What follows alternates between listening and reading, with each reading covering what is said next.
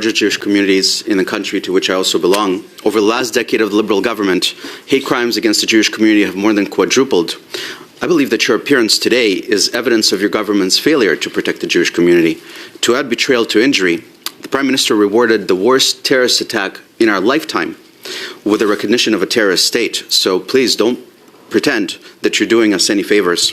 But what I am seeing is that unless Bill C-9 is amended, it will criminalize and prosecute speech that isn't criminal right now. So let's get into it. For 35 years, we used the Supreme Court definition of hatred from a case named Kijkstra. It is an emotion of intense and extreme nature that is clearly associated with vilification and detestation.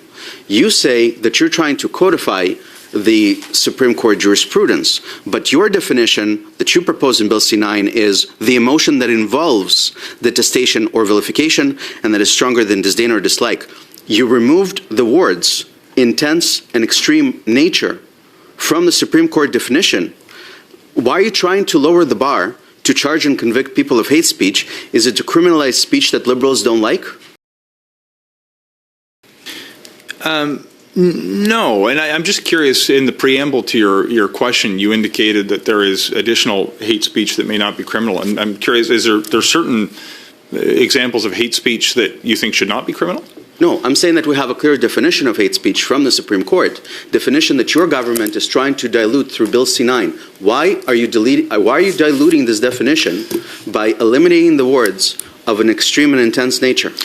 So when I review the definition of hatred, not just in the Kijkstra but the Whatcott decision as well, it's clear to me that vilification and detestation are extreme manifestations. To the extent that you have a different interpretation, know that the intent of the legislation was in fact to codify not only those specific sentences in the decisions, but the different factors that the courts would have used over the years to identify.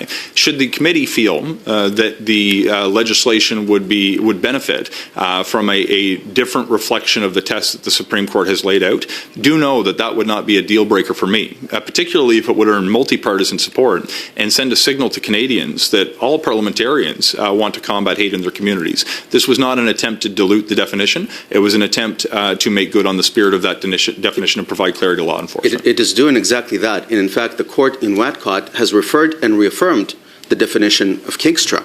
I'm scared that you're going to use your proposed definition against Canadians and against members of the Jewish community. Your proposed definition is so broad, ill-considered by the courts, that it's probably unconstitutional. But should Canadians expect, like in the videos we're seeing out of the UK, that police are going to be knocking on their doors in the middle of the night for a Facebook comment? Absolutely not, and I think the suggestion is patently far-fetched on the face of it. All right. Bill C-9 will remove the requirement for the consent for the Attorney General to prosecute hate speech. The previous Attorney General said that the consent is a required safeguard. I heard your position during debate that in the future you may have a political Attorney General who will withhold consent to lay hate charges.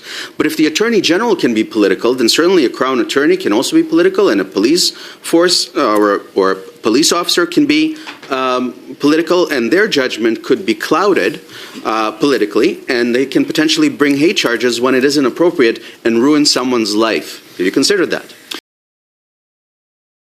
I've considered many aspects of this, and I like to start with the problem that we're trying to solve. We heard loud and clear from affected communities that charges were not being laid and justice was not being served. Stakeholders and, in fact, the Justice Committee had, including multi-partisan support, including your own party, have supported this particular change. I also hold the view, in addition to the argument that you've put in place, that with the extensive body of case law that has emerged over decades that has been informed the actions of law enforcement, the additional safeguard that the AG consent once provided is not as necessary today as it would have been back then. Wanted to solve the problem to ensure it was easier to lay charges where law enforcement can apply the law independently when they see hate in their communities in an effort to stamp it out everywhere. It will be especially easier with you diluting the definition of hatred, but what's even more scary is that private prosecutions will also be exempt from Attorney General consent. Now, yes, the Crown may withdraw or stay charges, but the complainant could appeal either the Justice of the Peace or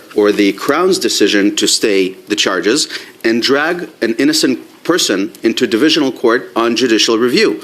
Do you really fail to see how allowing private prosecutions for hate offenses without the Attorney General's consent could be weaponized against innocent Canadians, including members of the Jewish community? Mr. Baber, the time's up. Perhaps one of your members can pick that question up later. Thank you.